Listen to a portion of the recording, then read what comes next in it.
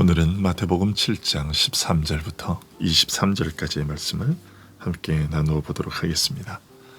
마태복음 7장 13절부터 23절까지의 말씀 제가 봉독해 드리겠습니다. 좁은 문으로 들어가라. 멸망으로 인도하는 문은 크고 그 길이 넓어 그리로 들어가는 자가 많고 영생으로 인도하는 문은 좁고 길이 협착하여 찾는 자가 적음이라. 거짓 선지자들을 삼가라. 양의 옷을 입고 너희에게 나아오나 속에는 노략질하는 일이라. 그들의 열매로 그들을 알지니 가시나무에서 포도를 또는 엉겅퀴에서 무화과를 따겠느냐. 이와 같이 좋은 나무마다 아름다운 열매를 맺고 못된 나무가 나쁜 열매를 맺나니 좋은 나무가 나쁜 열매를 맺을 수 없고 못된 나무가 아름다운 열매를 맺을 수 없느니라. 아름다운 열매를 맺지 아니하는 나무마다 찍혀 불에 던져지느니라. 이러므로 그들의 열매로 그들을 알리라.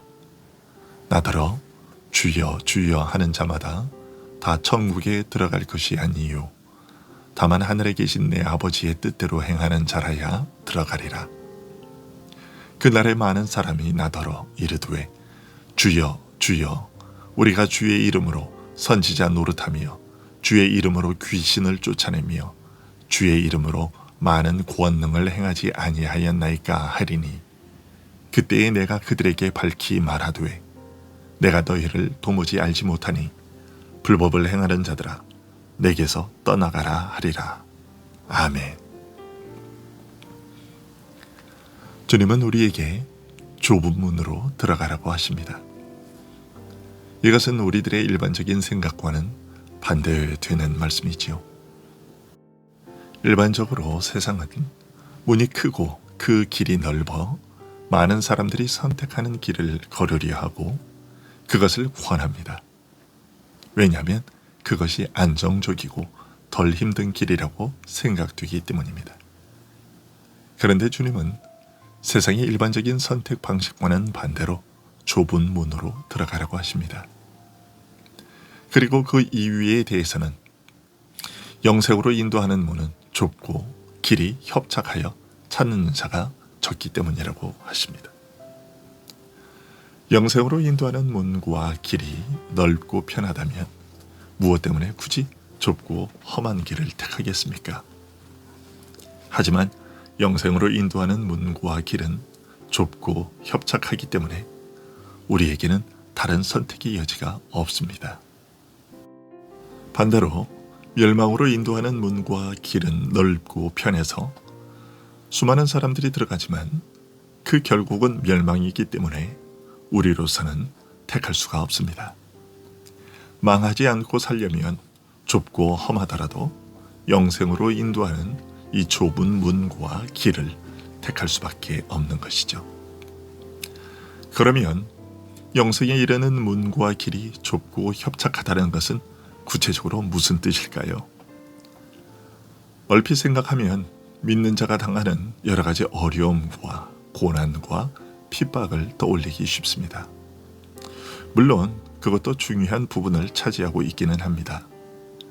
하지만 오늘 본문에서 예수님은 조금 다른 관점에서 말씀하고 계십니다. 예수님은 거짓 선지자들을 삼가라.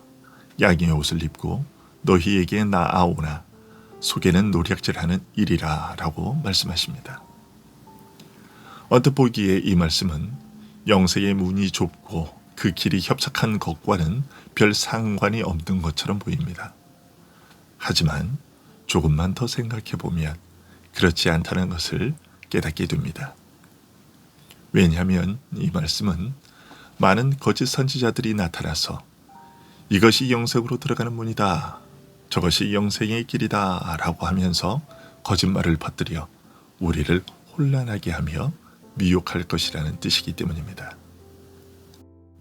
하나님의 말씀을 전하고 가르쳐서 영생에 이르게 한다고 주장하니까 겉으로는 선하고 아름답게 보일지 모르지만 사실은 거짓을 가르쳐 영혼을 삼키고 망하게 하는 거짓 선생들이 많을 것이라는 말씀입니다.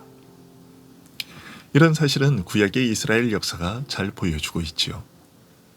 구약 이스라엘의 역사 내내 거짓 선지자들이 나타나서 참 생명에 이르게 할 하나님의 말씀 대신에 자신이 지어낸 말이나 심지어 마귀의 가르침을 하나님의 말씀이라고 속여 전함으로써 많은 사람을 망하게 했습니다.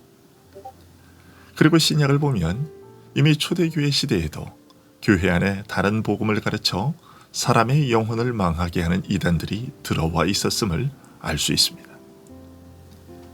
이것은 오늘날에도 여전히 이어지고 있지요. 더 넓게는 수많은 종교와 철학들도 이 범주에 속합니다.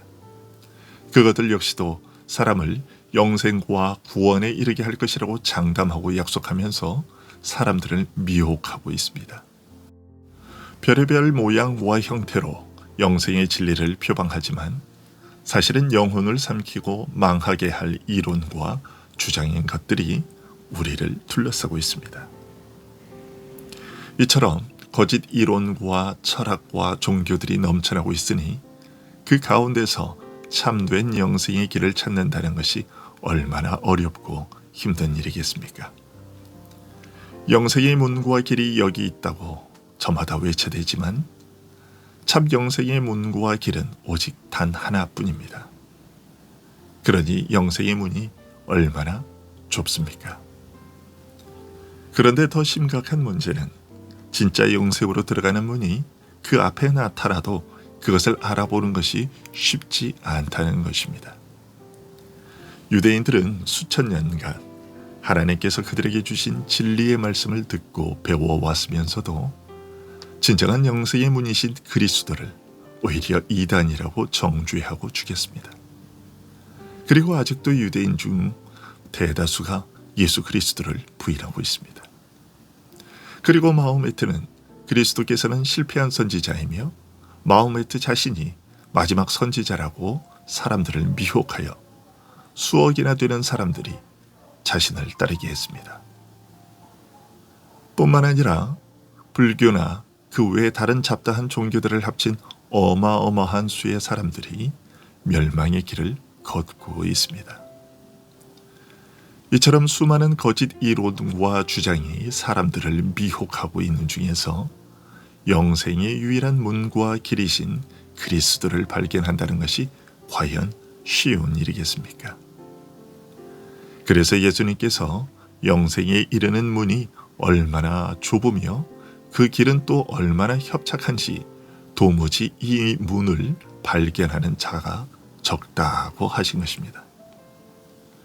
그러면 이처럼 온갖 거짓이 난무한 가운데서 어느 것이 옳고 참되며 어느 것이 그릇되고 거짓된 것인지를 판단하고 우리를 영생으로 인도할 참된 문과 길은 어떻게 찾을 수 있을까? 16절에서 예수님은 그들의 열매로 그들을 알지니라고 알려주셨습니다.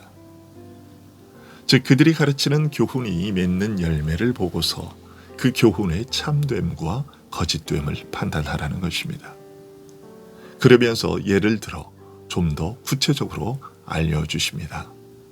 16절부터 20절까지의 말씀이 그것입니다. 가시나무에서 포도를 또는 엉겅퀴에서 무화과를 따겠느냐?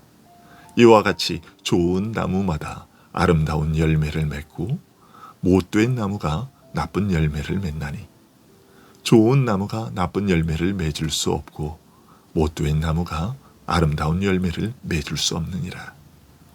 아름다운 열매를 맺지 아니하는 나무마다 찍혀 불에 던져지느니라.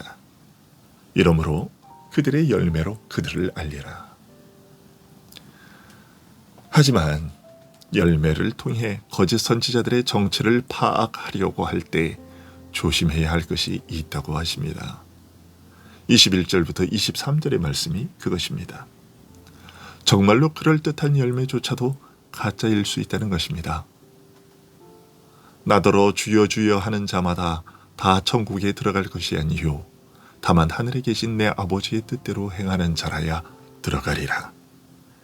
그날에 많은 사람이 나더러 이르되 주여 주여 우리가 주의 이름으로 선지자 노릇하며 주의 이름으로 귀신을 쫓아내며 주의 이름으로 많은 권능을 행하지 아니하였나이까 하리니 그때에 내가 그들에게 밝히 말하되 내가 너희를 도무지 알지 못하니 불법을 행하는 자들아 내게서 떠나가라 하리라. 그저 입술로만 주여 주여 한다고 해서 그것이 그 사람이 그리스도께 속한 자임을 증명하는 확실한 증거는 아니라고 하십니다. 그리스도의 이름으로 복음을 전한다는 사실이 그 사람이 그리스도께 속한 자임을 증명하는 확실한 증거는 아니라고 하십니다. 심지어 그리스도의 이름으로 귀신을 쫓아내기도 하며 많은 권능을 행한다 할지라도 그것이 그 사람이 그리스도께 속한 자라는 것을 증명해 주지는 못한다고 하십니다. 다만 하늘에 계신 내 아버지의 뜻대로 행하는 자라야 천국에 들어가리라. 이 말씀대로라면 아무리 놀라운 이적일지라도 하나님의 뜻과는 아무런 상관없이 행해질 수 있다는 것이죠.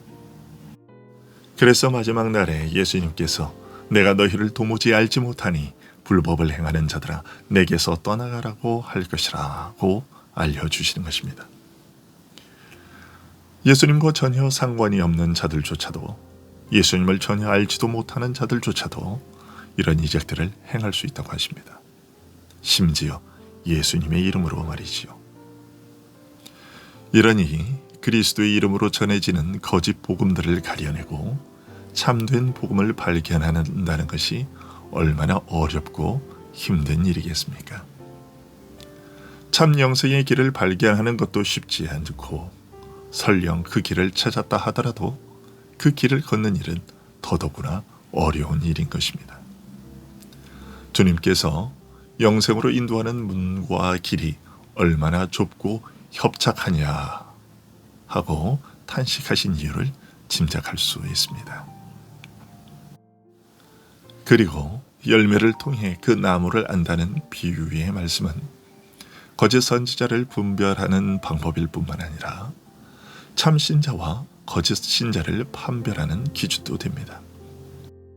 즉 어떤 사람이 참으로 천국 백성이라면 그 사람은 반드시 천국 백성의 영적 본질에 합당한 열매를 맺을 것이라는 말입니다. 그러나 때로 그 열매까지도 교묘하게 포장해서 눈을 속이는, 심지어 자기 자신까지 속이는 거짓에 불과할 수도 있다고 주님은 경계하고 계십니다.